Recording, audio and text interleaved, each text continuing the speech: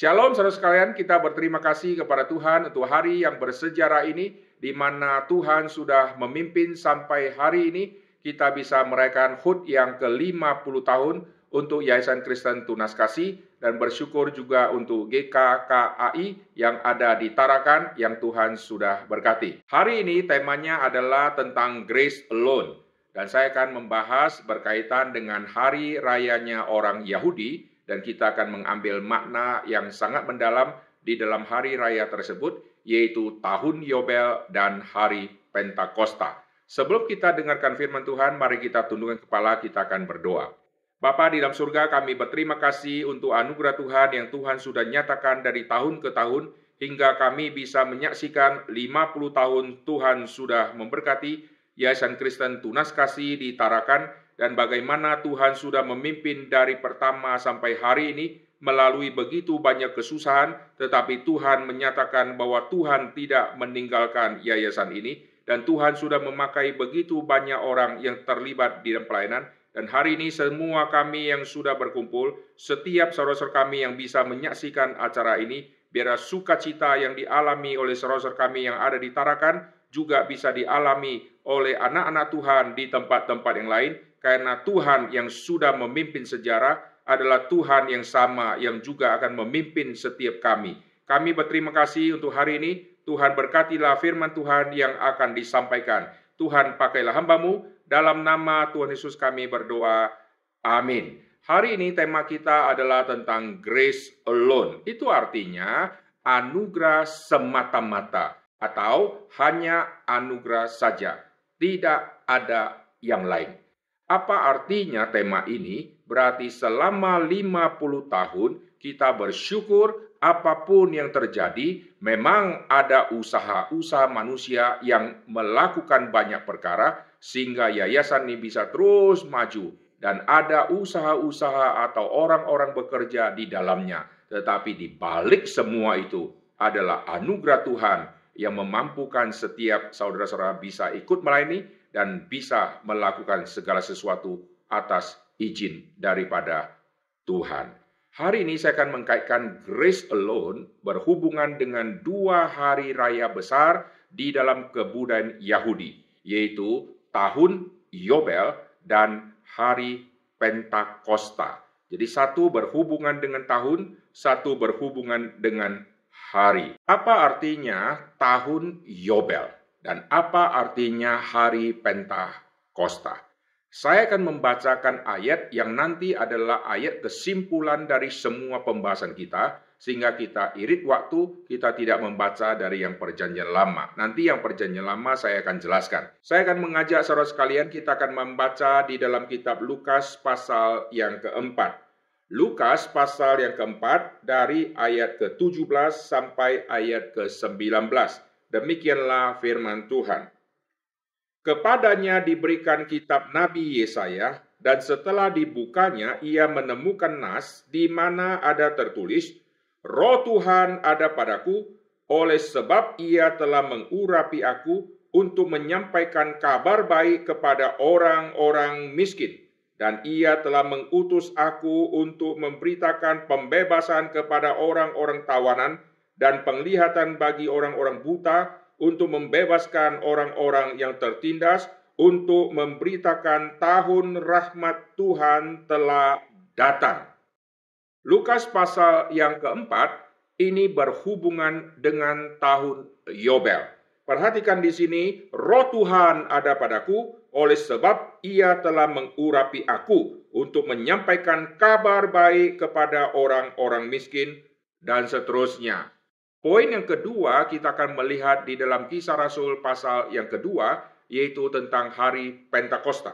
Kisah Rasul pasal yang kedua, saya akan membaca dari ayat yang pertama. Ketika tiba hari Pentakosta, semua orang percaya berkumpul di satu tempat. Tiba-tiba turunlah dari langit suatu bunyi seperti tiupan angin keras yang memenuhi seluruh rumah di mana mereka duduk. Dan tampaklah kepada mereka lidah-lidah seperti nyala api yang bertebaran dan hinggap pada mereka masing-masing.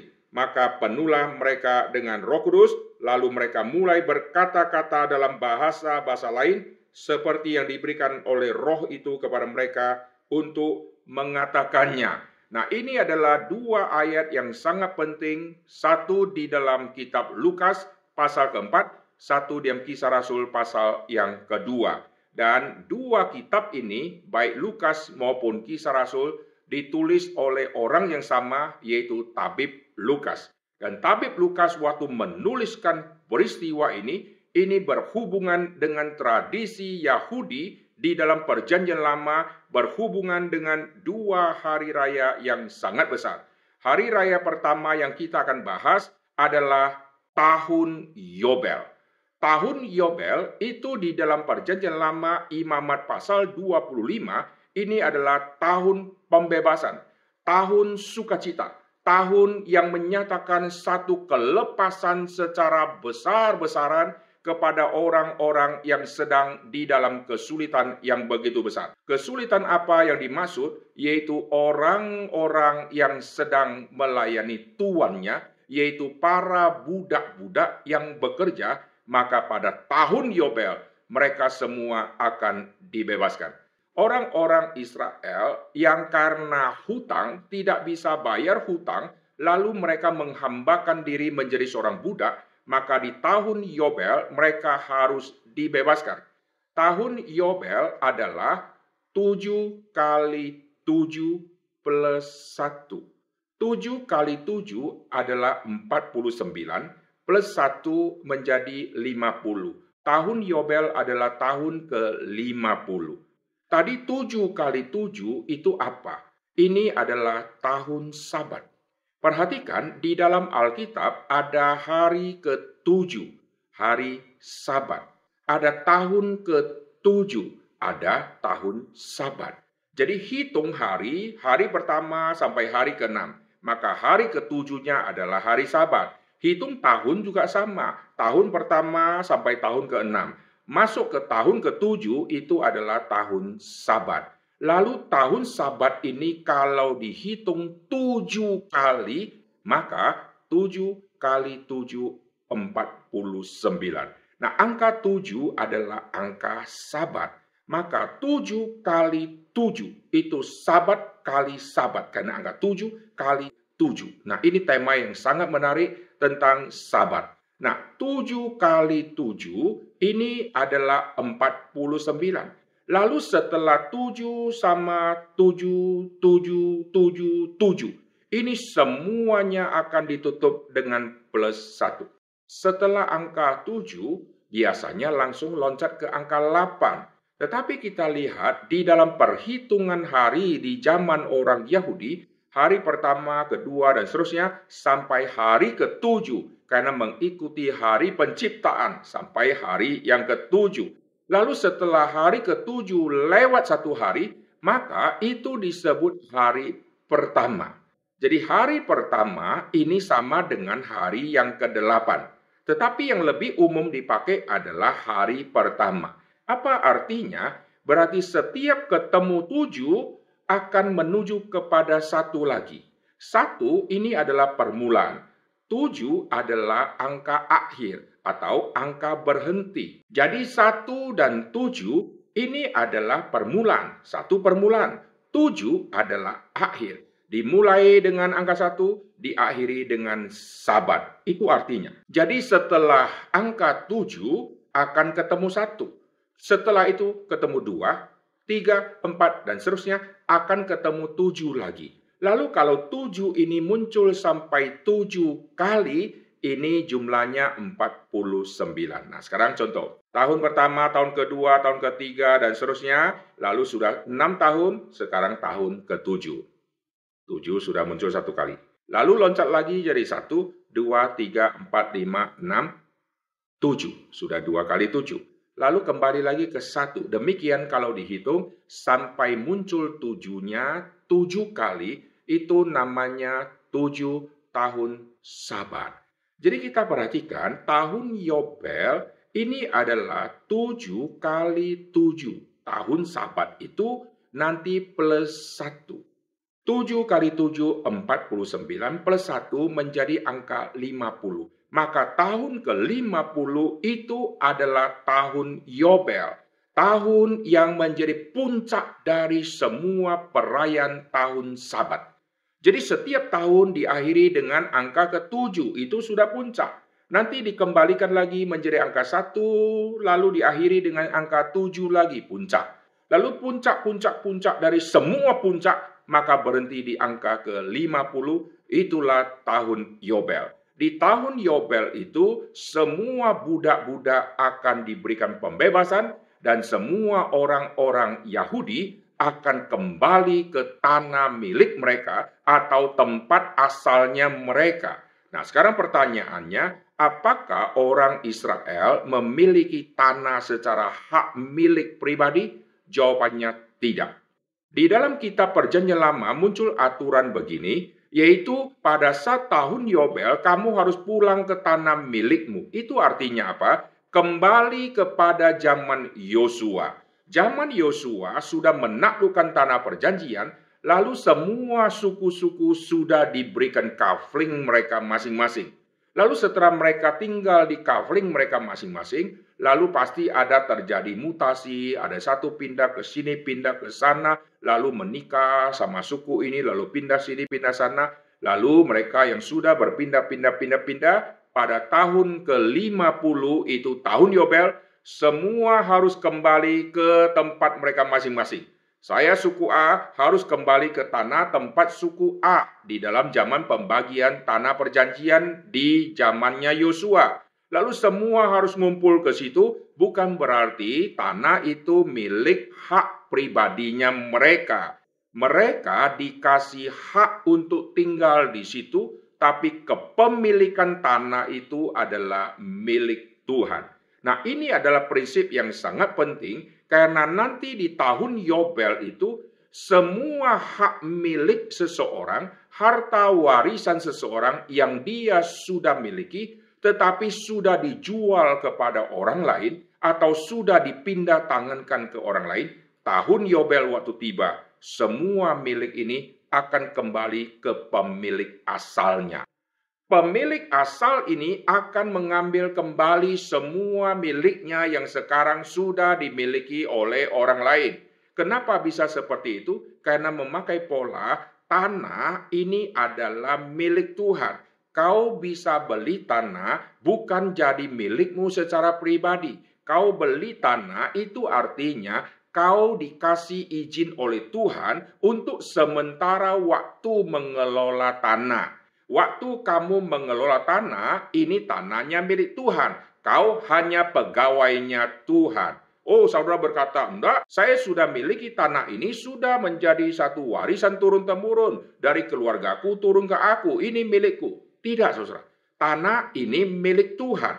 Lalu kalian yang beli, kalian dikasih izin untuk mengelola tanah ini. Maka pada saat tahun Yobel tiba, tanah ini harus dikembalikan kepada Tuhan. Karena Tuhan pemilik dari tanah ini. Dan kamu harus mengingat, kamu hanya pendatang dan kamu hanya numpang di tanah milik Tuhan. Kalau kamu hanya numpang di tanah milik Tuhan, yang milik Tuhan harus kembalikan kepada Tuhan, maka nanti aplikasinya yang milik pribadi saya adalah harta warisan saya, rumah kah atau yang lain-lain kah, yang sekarang sudah dipindah tangankan kepada orang lain, maka nanti di tahun Yobel semua harus dikembalikan kepada saya sebagai pemilik yang pertama. Jadi ini tahun Yobel adalah tahun yang sangat ajaib sekali. Semua budak-budak akan dibebas tugaskan, lalu semua harta milik, harta warisan yang sudah dipindah tangankan akan kembali kepada si pemiliknya. Lalu semua harta milik dari orang-orang yang sudah kembali ke pemiliknya, mereka harus sadar semua yang mereka miliki adalah anugerah Tuhan. Kenapa saya bisa dapat hak waris? Karena Tuhan memberkati leluhurku. Kenapa saya bisa dapat berkat A? Karena Tuhan memberikan aku berkat, maka aku dapat berkat A. Setelah aku dapat kembali semua harta milikku, aku tidak boleh bersukacita dengan berkata, aku sudah mendapatkannya kembali. Dia harus memikirkan semua ini adalah anugerah Tuhan. Dan semuanya ini adalah milik Tuhan. Semua sudah kembali menjadi milikku kepada pemilik semula, tetapi aku harus ingat, semua ini adalah anugerah Tuhan yang harus dikembalikan kepada Tuhan. Kalau Tuhan tidak kasih, saya tidak mungkin dapat apa-apa. Di tahun Yobel itu apalagi yang akan terjadi? Ini ada berita sukacita kepada semua orang-orang miskin. Karena orang-orang miskin tidak bisa beli tanah, tidak bisa punya hak mengelola tanah. Mereka mau dapat tanah, harga terus naik. Manusia yang memasang tarif harga-harga itu. Lalu saya mau mendapatkan hasil bumi dari tanah tidak ada. Saya hanya minta belas kasihan kepada orang-orang. Orang-orang kalau berbelas kasihan, dia tolong saya. Yang tidak berbelas kasihan kepada saya, dia tidak pernah akan menolong saya. Tapi pada tahun Yobel, seluruh tanah akan disabatkan selama kira-kira 1 tahun. Tahun itu tidak boleh ada penanaman.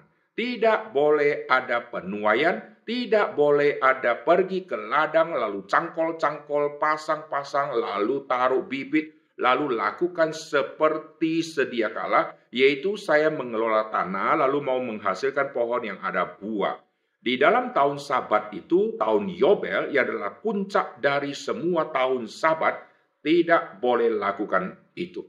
Waktu terjadi panen sebelumnya, saya pemilik ladang yang lagi panen, saya tidak boleh berpikir begini. Wah, nanti sisanya saya tidak boleh ambil pulang. Kalau begitu, saya sekarang habisi semua. Sisanya juga saya bawa pulang. Alkitab katakan tidak.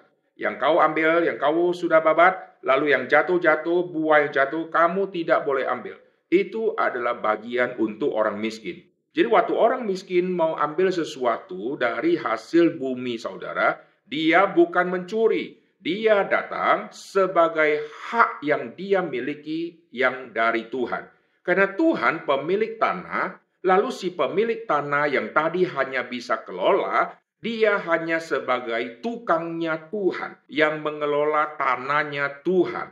Lalu hasil buminya kau boleh nikmati karena kau pekerja. Seorang pekerja patut mendapatkan upah. Seorang petani harus mendapatkan sesuatu yang dia tanam terlebih dahulu. Dia boleh menikmati. Tetapi orang-orang miskin juga harus bisa menikmati. Dan hukum ini adalah hukum yang Tuhan berikan.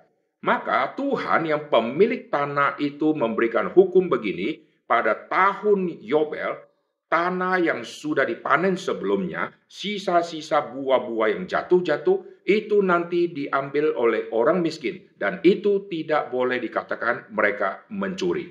Lalu nanti ada sisa-sisa pohon-pohon yang tadinya sudah dipanen, lalu selama 1 tahun itu, nanti mulai keluar dahan baru, keluar bunga, keluar buah. Dan buah yang dihasilkan tanpa saya yang mengelola, karena otomatis dia tumbuh tanpa disiram, dia bisa tumbuh karena ada hujan, dan semua hasil bumi yang tumbuh baik buah-buahan, gandum, dan yang lain-lain, ini adalah milik bersama. Orang miskin boleh ambil, siapa saja yang miskin boleh datang ambil. Selama tahun Sabat, semua yang tumbuh secara otomatis dan berbuah secara otomatis, itu Tuhan tetapkan untuk bisa dikonsumsi oleh orang-orang miskin. Maka tahun Yobel itu adalah tahun yang tidak mungkin terjadi kelaparan untuk orang-orang miskin. Karena orang-orang miskin bisa masuk ke kebun-kebun orang dan dia bisa mendapatkan hasil dari kebun tersebut. Dan dia bisa makan. Maka berita sukacita ini tiba kepada orang miskin. Berita sukacita tiba kepada budak-budak yang sudah lama bekerja, sekarang mereka akan bebas. Berita sukacita lagi, yaitu kepada suku-suku yang sudah diaspora, yang sudah merantau ke suku-suku yang lain, yang sudah merantau ke tanah-tanah milik suku-suku yang lain, mereka harus pulang ke tanah milik sebagai satu sikap menghormati dan menghargai anugerah Tuhan yang sangat besar, yang Tuhan berikan kepada bangsa Israel, yaitu waktu mereka masuk ke tanah perjanjian, mereka mendapatkan semua tanah ini tanpa mengeluarkan biaya 1 sen pun, karena Tuhan yang memberikan tanah ini kepada mereka, karena tanah milik Tuhan. Lalu mereka adalah tanda petik tukang-tukangnya Tuhan yang akan mengelola tanah perjanjian. Lalu karena tanah ini milik Tuhan, Tuhan berkata, hasil pertama kau harus kasih kepada Tuhan. Tuhan tuntut kepada manusia, nanti domba-domba, binatang-binatang yang kau ternak, yang sulung itu aku punya. Karena mereka hanya pekerja. Jadi si tuan, yaitu Tuhan, itu berhak mendapatkan semua yang terbaik. Maka tahun Yobel itu adalah tahun yang dinanti-nantikan oleh orang Yahudi. Orang Yahudi kalau hidupnya agak bagus, agak baik, dia mungkin akan alami 1 kali tahun Yobel seumur hidupnya. Contoh, sekarang kalau dia umur 15 tahun, lalu tahun Yobel misalnya sudah berlalu sekian tahun, maka dia harus menunggu sampai nanti tahun ke-50. Lalu dia boleh jumlahkan umurnya, sisa berapa tahun lagi akan masuk ke tahun Yobel. Lalu kalau dia umurnya bisa sampai memasuki tahun Yobel tahun itu, dia akan bersukacita luar biasa. Setelah tahun Yobel selesai, dia akan memasuki tahun Yobel kedua, dia harus menghitung 50 tahun lagi. Apakah dia masih bisa hidup? Kemungkinan sudah meninggal dunia. Jadi orang yang hidupnya bisa menikmati 1 kali tahun Yobel, ini sudah anugerah yang begitu besar. Kalau bisa nikmati 2 kali tahun Yobel, itu anugerah yang luar biasa. Karena umur manusia makin lama makin pendek. Jadi kalau bisa 1 kali, sudah ucap syukur. Ada yang tidak pernah alami sama sekali. Misalnya, tahun depan akan terjadi tahun Yobel. Tahun ini dia meninggal dunia, maka dia tidak bisa mengalami tahun Yobel. Jadi tahun Yobel, tahun sukacita. Tahun Yobel, tahun pembebasan besar-besaran. Tahun Yobel adalah tahun rahmat Tuhan. Tahun Yobel, tahun sukacita untuk orang-orang miskin. Ini adalah perayaan yang sangat besar dan yang dinantikan.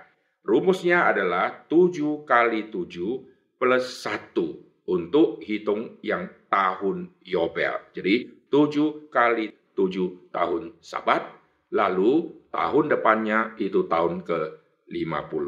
Di Lukas pasal 4 itulah Yesus waktu membacakan satu kalimat yang begitu penting yang tadi kita sudah bacakan, ini semua konteksnya adalah tahun Yobel. Jadi tahun Yobel di dalam perjanjian lama ada sesuatu ingatan bahwa tahun ini adalah tahun pembebasan. Dan tahun Yobel sering dirayakan bersama-sama dengan Hari Raya Pendamaian, Yom Kippur. Hari Raya Pendamaian ini bicara tentang pendamaian dosa manusia yang sudah berdosa kepada Tuhan. Lalu pembebasan dari semua belenggu ikatan-ikatan. Jadi hari raya tahun Yobel dan hari raya hari pendamaian kalau digabungkan ini beritanya tentang Injil. Yaitu pembebasan dari belenggu, lalu pengampunan dosa dan pendamaian yang kita terima dengan Tuhan. Jadi tahun Yobel dan hari raya pendamaian yang dilakukan secara bersama-sama itu, ini penggenapannya ada di dalam diri Tuhan Yesus. Siapakah yang memberikan engkau kelepasan yang sejati? Dia adalah Tuhan Yesus. Berita sukacita kepada orang miskin, mereka bisa dapatkan sukacita ini. Dari siapa? Dari Tuhan Yesus. Maka khotbah di bukit Yesus berkata, berbahagialah orang miskin. Lalu Yesus adalah penggenapan dari tahun Yobel. Jadi hari raya tahun Yobel dan hari raya pendamaian di perjanjian lama, ini sebetulnya hanya bayang-bayang saja. Budak-budak, kau bebas. Nanti tahun Yobel yang sejati, yaitu Kristus yang menggenapi, hai orang-orang yang sedang diperbudak oleh dosa, engkau sekarang dimerdekakan. Engkau adalah milik Tuhan. Kau sekarang ada di bumi ciptaan Tuhan. Kau ini hanya sementara di sini, tetapi kau nanti akan mempunyai tempat tinggal permanen di situ yang sudah disiapkan oleh Tuhan. Di bumi Tuhan siapkan tanah. Di bumi Tuhan siapkan engkau boleh tinggal. Engkau boleh bekerja di tanah milik Tuhan. Setelah semua selesai, engkau akan dikasih tempat yang permanen di sorga. Itulah tanah perjanjian yang sejati. Seperti bangsa Israel bisa duduk di tanah perjanjian dan miliki tanah perjanjian, itu pemberian dari Tuhan. Tetapi nanti ada tanah perjanjian yang sejati, yaitu yang di surga, itu adalah pemberian Tuhan. Itu adalah anugerah Tuhan. Masuk ke Kanaan, tanah perjanjian, itu anugerah Tuhan yang begitu besar. Masuk ke Kanaan yang sejati, yaitu Yerusalem yang baru, kota yang kudus itu, ini anugerah Tuhan. Lalu semua kita kelak akan kembali ke tempat yang Tuhan sudah siapkan kita sebelumnya. Yaitu setelah kita menjadi orang percaya, Tuhan sudah siapkan kita tempat tinggal di situ. Maka nanti pada saatnya tiba, kita akan masuk ke sana. Di dalam perjanjian lama, tahun Yobel yang pertama kali dirayakan oleh orang Israel, mereka rayakan di tanah perjanjian. Setelah mereka masuk ke situ, mereka rayakan nanti tahun Yobel. Karena selama perjalanan di padang gurun, mereka 40 tahun di padang gurun, tidak ada perayaan tahun Yobel. Perayaan tahun Yobel, Tuhan katakan, kalau kau sudah tiba di tanah Kanaan, pada tahun ke-50 ada hitungannya ya, nanti mereka akan rayakan tahun Yobel. Jadi, kali pertama rayakan di tanah perjanjian. Kelak kita akan merayakan tahun Yobel yang sejati, yaitu waktu kita masuk ke tanah perjanjian yang sejati, yaitu di sorga. Disitulah kita akan menikmati segala sukacita yang luar biasa yang tidak pernah dialami di tahun Yobel di bumi. Orang di bumi rayakan. Nanti kalau kurang puas, kalau umurnya panjang, 50 tahun lagi dia bisa rayakan lagi. Apa yang kurang nanti dia bisa persiapkan lebih baik lagi, di kali kedua dia bisa rayakan. Tapi nanti tahun Yobel yang sejati, waktu kita sudah rayakan, kita masuk ke surga yang permai, tidak pernah terulang lagi. Karena kali pertama kita masuk ke situ, kita akan tinggal selama-lamanya di situ bersama dengan Tuhan. Nah, untuk bisa menuju ke sana, kita perlu dibebaskan oleh Kristus. Kita perlu darah Kristus yang memperdamaikan kita dengan Allah Bapa. Tanpa pengaliran darah tidak ada pengampunan dosa. Tanpa pengaliran darah tidak ada yang namanya diterima kembali oleh Tuhan. Tanpa alirkan darah tidak mungkin ada pendamaian dosa kita di hadapan Tuhan. Jadi itu hari raya pertama yang kita sudah bahas, yaitu berhubungan dengan tahun. Lalu yang kedua berhubungan dengan hari, yaitu hari Pentakosta. Nah, dua hari raya ini berhubungan dengan angka 50. Ini sangat cocok dengan HUT 50 tahun Yayasan Kristen Tunas Kasih. Hari ke-50 itu adalah hari Pentakosta. Hari 50 dihitungnya dari 7 kali 7 plus 1. Hari raya 7 minggu ini juga sama dengan hari raya Pentakosta. Jadi di dalam perjanjian lama tidak ada kata Pentakosta, yang ada hari raya 7 minggu, hari raya panen, hari raya yang sangat besar ini dirayakan oleh orang-orang Israel di dalam perjanjian lama. Sampai kepada perjanjian baru, hari raya 7 minggu itulah yang sama dengan hari raya Pentakosta. Jadi hari raya 7 minggu di perjanjian lama ini berhubungan dengan hari raya panen besar-besaran, hari sukacita panen. Kalau tahun Yobel, hari raya pembebasan, tanah tidak boleh dikelola. Sisa-sisa yang nanti tumbuh lalu hasilkan buah, itu nanti orang miskin boleh ambil. Bukan hari raya panen, karena tanah tidak dikelola. Mana bisa panen di tanah yang tidak dikelola, saudara. Kecuali tumbuh sendiri, maka sisa-sisa yang tumbuh itu yang diambil. Beda dengan kita tanam, waktu panen bisa dapat banyaknya luar biasa. Jadi tahun Yobel berhubungan dengan pembebasan. Tahun Yobel dirayakan bersama-sama dengan hari raya pendamaian. Pendamaian sama pembebasan. Ini adalah tema keselamatan yang kita miliki di dalam Kristus. Kristuslah yang memberikan kita Yobel yang sejati. Istilah Yobel ini berarti domba jantan atau tanduk domba jantan. Jadi siapakah domba jantan yang akan dikorbankan? Domba jantan, domba. Waktu bicara semua domba, nanti mengacu kepada perjanjian baru, domba itu adalah Kristus. Kristus adalah domba jantan. Kristus adalah anak domba Allah yang akan disembelih. Seluruh tahun Yobel ini digenapi oleh Kristus. Lalu bagaimana dengan yang hari, yaitu hari Pentakosta, hari ke-50. Dihitungnya dari 7 kali 7, saudara. 7 kali 7, lalu nanti plus 1. 7 kali 7, 7 apa? 7 kali 7, yaitu angka hari ke-7. Hari ke-7 adalah hari Sabat. Jadi Sabat hari ke-7, Sabat lagi hari ke-7, Sabat lagi hari ke-7, Sabat lagi hari ke-7. Setelah ketemu puncaknya yaitu hari ke-7, maka kembali lagi ke angka 1. Nanti ketemu lagi angka 7. Dan hari Pentakosta itu adalah hari pertama setelah 7 kali 7. Tahun Yobel adalah tahun pertama setelah 7 kali 7 tahun. Angka pertama ini sangat penting di dalam Alkitab. Angka pertama ini adalah angka yang dimulai dengan tema Allah. Allah yang mencipta dari yang tidak ada menjadi ada. Jadi dari 0 menjadi 1. Dari yang tidak ada menjadi ada. Dan di dalam abjad bahasa Ibrani, Alef, huruf pertama, itu ditujukan untuk nama Allah. Elohim dimulai dari Alef ini. Jadi angka pertama untuk Elohim, huruf pertama, ini adalah huruf Alef. Dan Alef adalah angka 1. Jadi angka 1 ini sangat penting.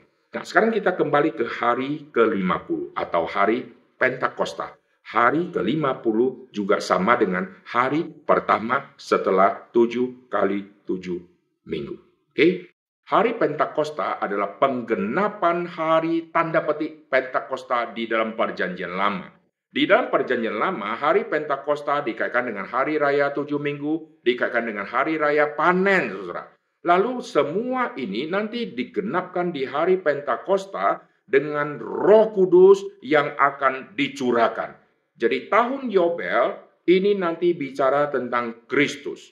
Hari raya 7 minggu, hari raya panen digenapi di hari Pentakosta di dalam perjanjian baru, itu adalah hari turunnya Roh Kudus. Maka dua hari raya ini berhubungan dengan dua pribadi Allah Tritunggal, yaitu tahun Yobel berhubungan dengan Kristus. Hari raya Pentakosta berhubungan dengan Roh Kudus. Jadi kita yang sudah menerima pembebasan di dalam Kristus, kita yang sudah didamaikan, dosa-dosa sudah dihapuskan, kita sudah diperdamaikan dengan Allah Bapa, lalu kita yang sudah diselamatkan, apakah kita hanya menunggu sampai nanti masuk di tahun Yobel yang sejati di Yerusalem yang baru? Jawabannya tidak. Selama perjalanan menuju ke tahun Yobel yang sejati, menuju ke Kanaan yang sejati, kita seperti sedang di padang gurun yang baru. Padang gurun di dalam perjanjian lama, Musa, Yosua membawa bangsa Israel. Lalu nanti Yosua yang akan memimpin sampai ke tanah perjanjian. Kita sekarang ada di wilayah di bumi. Kita sekarang ada di bumi seperti sedang di padang gurun dengan malaikat Tuhan M besar di dalam perjanjian lama dan di dalam perjanjian baru dengan Kristus yang memimpin kita. Kita mengikuti jejak kaki Kristus untuk menyelesaikan pekerjaan yang begitu banyak sampai nanti akhirnya tiba di Kanaan yang sejati. Waktu tiba di Kanaan yang sejati, kita betul-betul akan rest dan istirahat dan sabat selama-lamanya. Tetapi perjalanan ini masih panjang. Hidup kita mungkin ada yang masih 10 tahun, masih ada yang 20 tahun, masih ada yang berpuluh-puluh tahun. Lalu, apakah kita hanya berpuas bahwa kita sudah menerima pembebasan dari Kristus? Jawabannya tidak. Karena setelah perayaan tahun Yobel yang kita sudah bahas, sekarang ada poin yang sangat penting, yaitu hari ke-50, yaitu hari Pentakosta. Di hari Pentakosta itu adalah hari panen besar-besaran. Oleh sebab itu, pada saat Roh Kudus dicurahkan, ada panen jiwa besar-besaran, yaitu 3.000 orang bertobat. Itu adalah panen yang luar biasa yang terjadi di hari Pentakosta. Bukan lagi panen hasil bumi, tapi panen jiwa-jiwa. Nah, melalui 2 hari raya besar ini, saya mau kaitkan dengan ulang tahun Yayasan Kristen Tunas Kasih ini. Saudara yang sudah melayani di yayasan, saudara yang sudah melayani di dunia pendidikan, saudara yang sudah melayani di gereja, saudara yang punya hak tanah di Tarakan, saudara jangan kira itu milik saudara. Semua ini miliknya Tuhan. Kita hanya tanda petik tukang yang mengelola tanah yang adalah milik Tuhan. Lalu hasil-hasil yang kita terima dari tanda petik jerih lelah kita bisa ada karena anugerah dari Tuhan. Berkat yang kita terima itu anugerah Tuhan. Setelah kita dapatkan, ingat, itu adalah milik Tuhan. Lalu yang milik Tuhan kita harus kembalikan kepada Tuhan. Harus ingat baik-baik. Lalu sisanya milik Tuhan ini Tuhan kasihkan kepada orang miskin. Maka kita yang sudah mendapatkan berkat, kita yang sudah mengembalikan yang milik Tuhan kembali kepada Tuhan, Tuhan juga memberikan anugerah ini kepada orang-orang yang miskin. Oleh sebab itu, sebagai orang Kristen, sebagai orang yang sudah mendapatkan berkat yang luar biasa, jangan lupa anugerah Tuhan ini Tuhan juga berikan kepada orang miskin. Saya perhatikan banyak sekolah, waktu dibuka, mereka punya misi dan visi yang begitu clear, yaitu sekolah ini didirikan untuk memuliakan nama Tuhan, luar biasa. Semua pendiri berkumpul berdoa sambil jabat tangan, sambil pegang tangan, nangis-nangis, lalu berpelukan, doa sehati, sepikir. Kita tidak boleh lengah, misi ini tidak boleh berubah, semua untuk kemuliaan Tuhan. Lalu sekolah ini untuk menjangkau orang-orang miskin. Di zaman dulu tidak banyak orang kaya, maka sekolah dibuka untuk menjangkau banyak orang miskin. Yang tidak punya uang, mereka dididik baik-baik, karena kelak mereka yang akan meneruskan untuk mengusahakan tanah. Maka sekolah dibuka untuk melayani orang-orang miskin. Tetapi setelah begitu maju, banyak orang kaya, sekolah-sekolah menolak banyak orang miskin. Lalu orang-orang kaya yang punya duit, itu yang disekolahkan. Setelah masuk ke sekolah, akhirnya misi dan visi sekolah mulai berubah. Orang miskin sudah mulai dikucilkan, mereka tidak mendapat bagian di tanah yang ada sekolah ini. Ini milik Tuhan. Tuhan kasih bagian kepada orang miskin. Ingat, di tahun Sabat, apa yang kau hasilkan harus berikan kepada orang miskin. Maka sekolah jangan melupakan orang miskin. Pelayanan gereja jangan lupakan orang-orang miskin. Gereja kalau sudah banyak orang kaya, maka orang miskin satu persatu mulai ditinggalkan, mulai dikucilkan, mulai tidak dihargai, sehingga orang-orang miskin satu persatu kena geser, karena mayoritas yang masuk ke gereja, mayoritas adalah orang-orang kaya. Gereja harus kembali kepada spirit memperhatikan orang-orang miskin. Kalau orang kaya bisa duduk di kursi depan, orang miskin juga harus boleh duduk di kursi depan. Kalau orang kaya bisa makan buah dari hasil tanah yang begitu subur, orang miskin juga bisa makan buah dari tanah yang begitu subur, karena Tuhan yang kasih izin mereka untuk menikmati. Lalu setelah kita semua sudah mengerti tentang yang Yobel, kita semua sudah mengerti pembebasan. Kita tidak boleh mengikat orang, tidak boleh memperbudak orang. Di dalam Alkitab, jikalau kamu punya budak, kau harus perhatikan hidup budak ini. Kau tidak boleh menahan upah dari semua pelayan-pelayanmu. Kalau budak itu sudah bekerja padamu, lalu sudah kerja sampai 6 tahun, tahun ke-7 budak ini boleh dibiarkan bebas. Waktu budak ini boleh dibiarkan bebas, kau harus kasih uang yang cukup. Karena kau sudah dapat berkat dari Tuhan, kalau kau sudah dapat berkat banyak, kau juga harus berikan banyak kepada budakmu. Ini adalah hukum yang Tuhan sudah tetapkan. untuk budak yang bisa mendapatkan kemerdekaan. Seringkali di dalam dunia pelayanan dan dunia kerja, kita sengaja menahan upah dari karyawan kita yang mestinya harus dikasih misalnya tanggal 25, kita sengaja mundur sampai tanggal 2 dengan alasan kita lupa. Tidak boleh kasih honor terlambat. Dan waktu karyawan yang sudah bekerja begitu lama, kalian harus memperhatikan, harus memikirkan masa depan dari dia. Saya perhatikan di Alkitab, banyak hal yang penting-penting yang kita lupa untuk kita aplikasikan. Di dalam Alkitab disebutkan ada jabatan, ada pendeta, lalu ada guru, lalu ada penginjil. Jadi ada yang penginjil, ada yang pendeta menggembalakan, ada yang guru yang mendidik. Nah, 3 jabatan ini Tuhan berikan, Tuhan karuniakan. Dan 3 jabatan ini kadang-kadang diperhatikan secara tidak seimbang. Kalau pendeta di gereja, maka diperhatikan. Kalau sakit, jemaat langsung antar makanan. Lalu kalau sudah masa tua, disiapkan rumah untuk pensiun, disiapkan semua fasilitas, hamba Tuhan dijaga baik-baik. Tetapi ingat, 3 jabatan yang Tuhan kasih, ini jabatan yang tidak ada hierarki mana lebih tinggi, mana lebih rendah.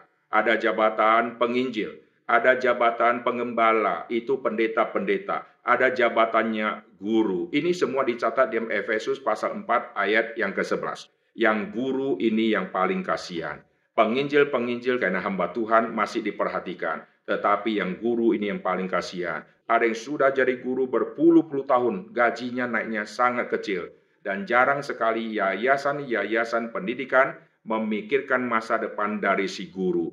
Khususnya nanti kalau dia sudah mengabdi berpuluh-puluh tahun, masa depannya, lalu masa tuanya, adakah tempat dia tinggal? Apakah yayasan siapkan tempat untuk mereka bisa nikmati di hari tua? Adakah rumah untuk mereka? Hampir tidak pernah pikirkan. Tapi kalau sinode yang berhubungan dengan gereja, ada aturannya. Hamba Tuhan yang sudah mulai sekian puluh tahun, disiapkan tempat tinggal di masa dia tua. Jadi pendeta-pendeta hidupnya lebih terjamin. Penginjil-penginjil yang di dalam gereja masih diperhatikan luar biasa. Tapi guru di sekolah ini paling sedikit diperhatikan.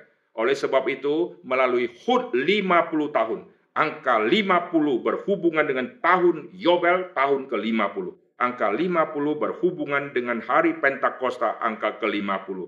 Maka ini menjadi satu ingatan bagi kita.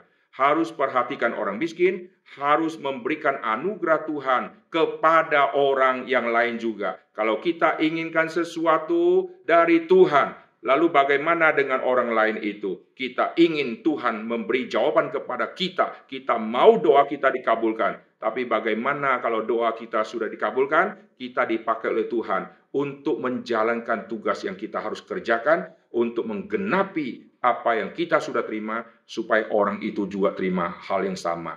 Waktu itu kita merasa, ini milikku, aku tidak mau kasih kepada orang itu. Maka yayasan Kristen, yayasan sekolah harus memikirkan hal ini. Guru-guru yang sudah mengabdi begitu lama, mereka harus diperhatikan hidup mereka.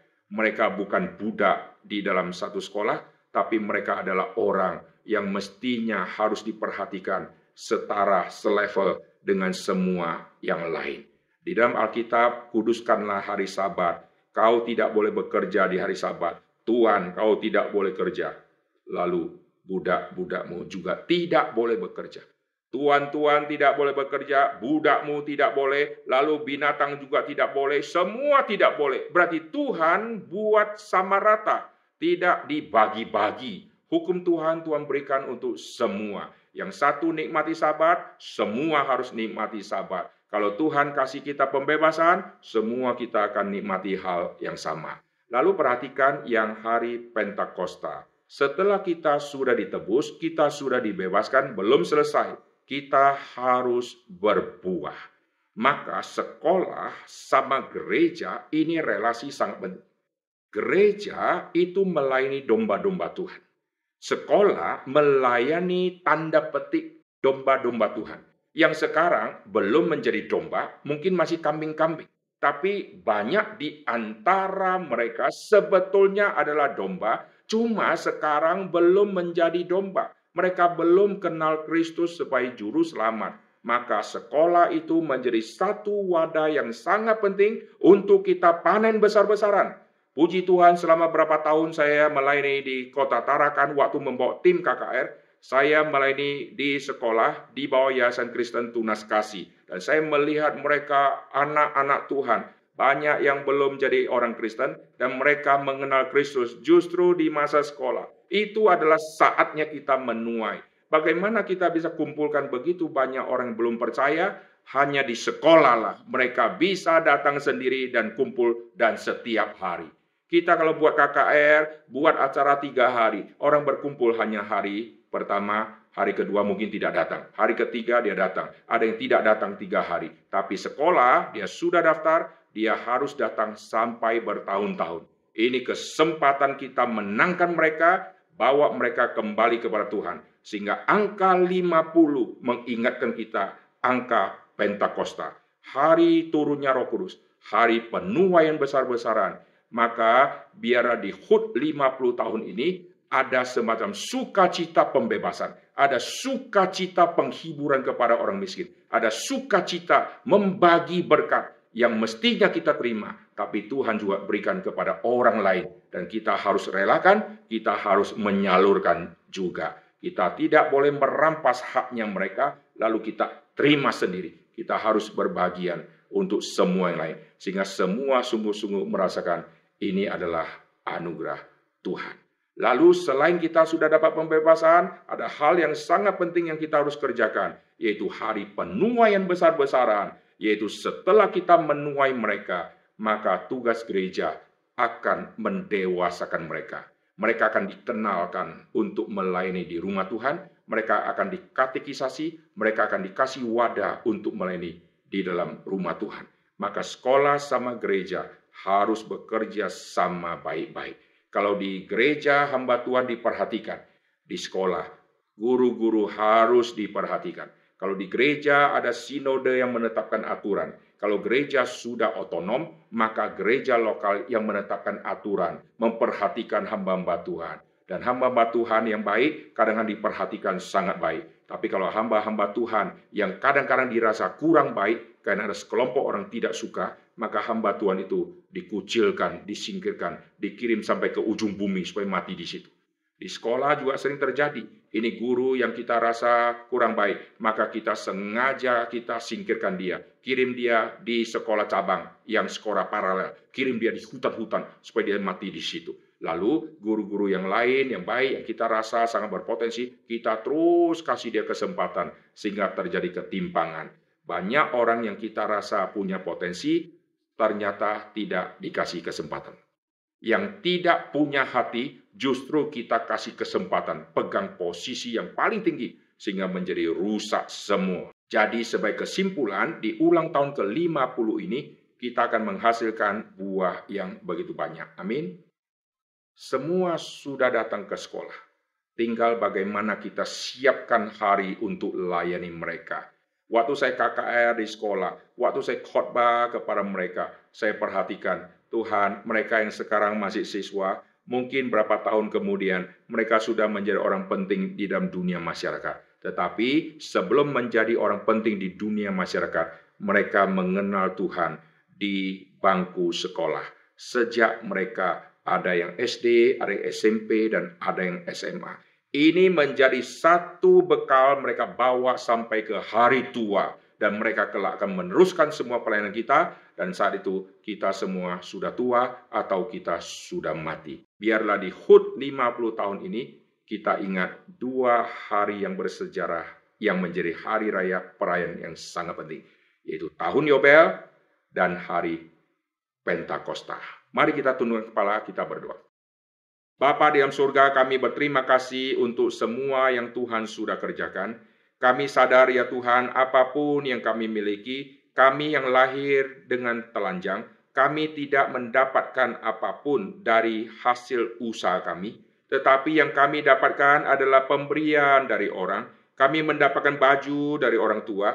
Kami dapatkan segala sesuatu dari keringat orang tua. Dan orang tua yang berkeringat, Tuhan kasih berkat. Sehingga apapun yang kami terima adalah berkat dari Tuhan melalui ayah dan ibu kami. Oleh sebab itu kami harus sadar semua berkat yang adalah dari Tuhan harus dikembalikan untuk Tuhan, khususnya untuk pekerjaan Tuhan. Dan kami kalau diberkati oleh Tuhan, kami tidak lupa juga menyalurkan berkat kepada orang-orang miskin. Dan kami berterima kasih melalui sekolah yang Tuhan sudah berkati sampai hari ini.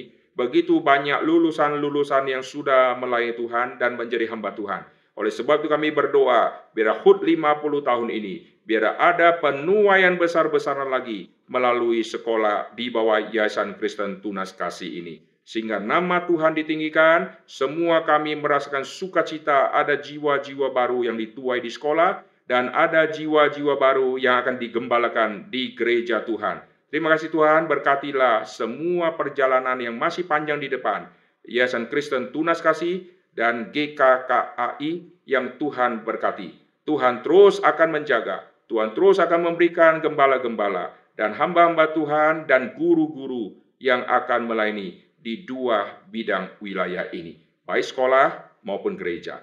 Dengar doa kami ya Tuhan, dalam nama Tuhan Yesus kami berdoa. Amin. Terima kasih saudara sekalian, sekali lagi saya ucapkan selamat ulang tahun ke-50, Tuhan menyertai saudara sekalian, Tuhan berkati. Shalom.